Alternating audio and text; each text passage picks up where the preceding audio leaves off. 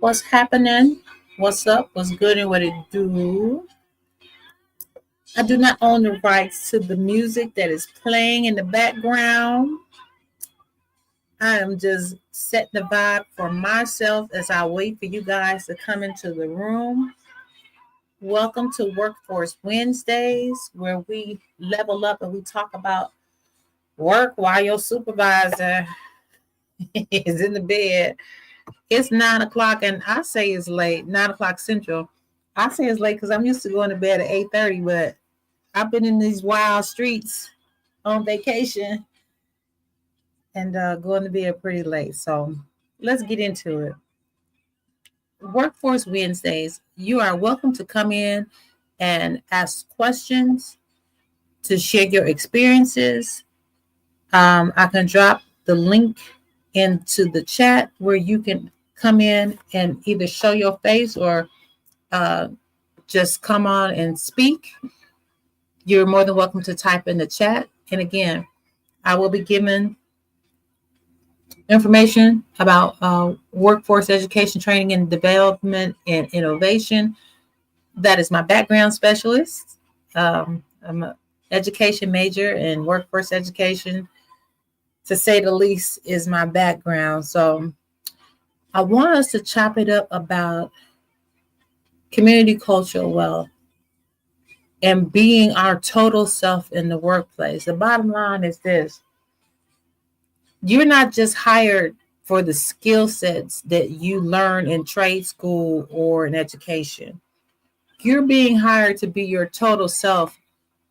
And too many times we sit and we look and go, man, I don't think I could get away with that. You see other people be themselves, say the most ignorant and egregious things, and get promoted. You see the dummy of the crew, and I mean it just like that. The person that's most ill-equipped end up getting the promotion. You're just like, how and why? The answer to that is that person is playing the game. They're being an institution person and giving them what they want, whether they're brown nosing or they're playing the role that they expect. Now, there's a lot of times we actually do see people exercise their community cultural wealth and make it and be comfortable in their skin and don't change anything because the audience changed. They're truly their authentic self. And that's all right. I think all of it is fine in terms of, you're surviving and you're doing what you got to do for yourself, your family, and for you to thrive. I just came to the point many, many, many years ago that I'm not willing to compromise being a whole Black woman in any space, because the space belongs to everyone. So it is what it is. And I think the perfect, one of the many examples of people that exercise their community cultural wealth in the most beautiful way. One is Ryan Crugler, and the other one is Jasmine Crockett. I love to see them cook. I really do. Because they're at the top of their games and their skills professionally. And in addition to that, they own who they are, from the cornrows, braids, to the way they speak in their vernacular. They know what they know, and you can't take what they know, but you also can't control how they deliver what they know. And that's what community cultural wealth is. So community cultural wealth was born out of critical race theory. And it talked about how people bring various aspects of their community and their cultural experiences and how they maximize those skill sets and how they make it in educational settings. Well, I took it a step further because critical race theory applies to a plethora of different areas. It doesn't just apply to education. So I took community cultural wealth and applied it to the workforce and explored how people show up in their own skin and come to work. One of the biggest things that happened in the pandemic is where people were saying it can't be done. You can't just work at home. And I'm gonna take this screen off, this blue back screen off. You can't just work at home. They want to control you and this, that, and the third, right? So that happened. And people still were able to function and to do their things and show that they could be effective. And for Black people, oh my God, Black people were so happy. And I'm one of them. I don't even know if I would still have my job if the pandemic had not happened, because the cultural climate was not in my favor. You know, you got a bunch of people, a homogeneous environment, and you got people that like things done a certain way and will flat out tell you, unless you know, bow down to me, you're not going to be successful here. And this is what I deem to be appropriate, and this is what I show favor towards. And people that are given, excuse me, positions because they play the game, right? And then they don't look like me, right?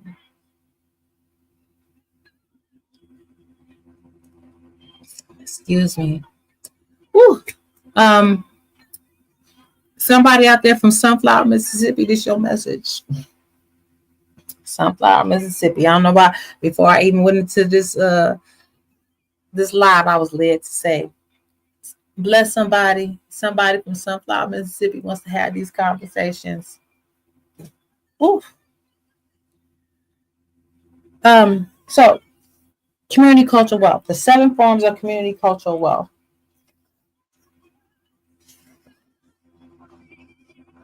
Mm. The first one I'm going to give you the example of is aspirational health, aspirational capital. And that's your hope despite your challenges, what you hope to be and hope to achieve. And the second one is linguistic capital, the way that you communicate, verbal and nonverbal, different language styles acquired over time and within a family. The next is familiar capital, and these are things that you learn from your family, your cultural knowledge and history, nurtured among family, either immediate or extended or chosen family. The other is social capital, and that's your network and community resources, and it's relationship building, establishing trust. And navigational capital, which is maneuvering social institutions and learning how to move around using your social networks in the workplace. And then resistant capital is the challenge, inequity, and subordination. And this is where you resist, bowing down, and you have the ability to adapt and to be a pioneer. And you have values that you stand on and principles. And the 7th form of community cultural wealth is spiritual capital. And this is your spiritual principles and these things you have learned in your communities, in your family, and you carry with you everywhere you go. So just to give an example of, spiritual capital, whatever you see people wearing crosses, if they're Christian, or you might see them wear Star of David if they're Jewish, or if they practice African spirituality, you might see them with a Ankh or one of the Andrinka tribe symbols, or they may have tribal paint on their face, or they may have their head wrapped in a white scarf and such on. So the thing about going to the workplace, they a lot of times want you to be who you are on that resume or that application that you submitted for that job. but you can't ignore the fact that you are what's on that paper and so much more. And you shouldn't have to shirk yourself to fit in because you're you 24/7, and you shouldn't have to compromise who you are. And your cultural wealth is valuable and worthy, you know, to be shown. And the thing that really irks me, you'll find that other cultures would appropriate your culture, and it's offensive yet socially acceptable at the same time. So what is that? They're playing in your face. Okay, so that's pretty much the crux of how we're going to do these Workforce Wednesdays. We're going to come out here with real life scenarios and examples. Again, feel free to step into the room, to step to the mic, to come on camera, and to share your experience or to ask questions. I've had people tap in on Workforce Wednesdays and ask to pull some energy around a situation, so I can do that with my intuitiveness, with my academic skills, with my professional skills, as well as with my Oracle cards. So this is the first installation of Workforce Wednesdays. I hope you found some of this information helpful, and I look forward to you coming through next Wednesday. We'll try to do it around the same time. Again, when I say after your supervisor goes to bed, I go to bed at 8:30, so I started this at 9. Sorry if you're in a different time zone, but we'll work it out. And I hope you enjoy this. And I look forward to talking to you next time, next Wednesday, for Workforce Wednesdays. All right. God bless you. Good night. I see you next time. Love, peace, and blessings. I am Dr. Elegant Soul Food.